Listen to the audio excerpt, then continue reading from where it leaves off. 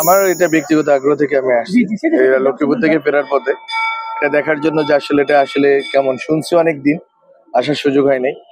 আবার মাঝখানে শুনছি বন্ধ হয়ে গেছে, এটা ইন্টারনাল একটা কোন্দলে। তো আমি দেখতে চাচ্ছিলাম আর কি যে এখানে আসলে কি ধরনের সংগ্রহ আছে এবং আসলে আছে কিনা। অনেকে বলতেছেন যে আসলে যেটা যতগুলো সংখ্যা আছে এর চেয়ে কম আছে। তো দেখলাম এখানে মোটামুটি একটা ভালো সংগ্রহ আছে, কিন্তু পরিস্থিতি খুবই খারাপ, একবারে এগুলো নষ্ট হওয়ার মতো অবস্থা।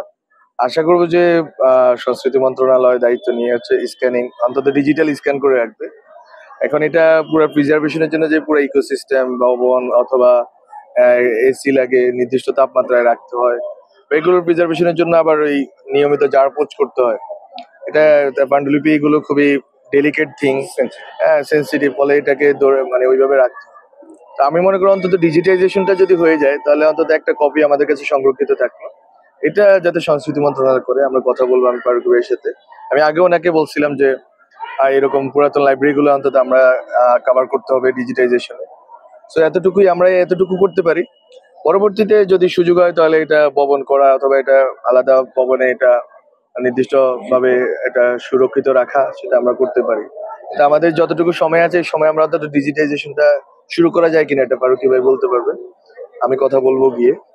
আমি দেখলাম এটা আসলে বাংলাদেশের ঐতিহ্যে একটা গুরুত্বপূর্ণ অংশ। বাংলাদেশে বোধহয় এটা থার্ড অথবা ফোর্থ সংগ্রহশালা, পুঁথি সংগ্রহ পাণ্ডুলিপির দিক থেকে ঢাকা বিশ্ববিদ্যালয় বরেন্দ্রের পরে এটা সবচেয়ে বড় সংগ্রহশালা। তো আমি মনে করি যে আমরা কাজ করতে পারবো।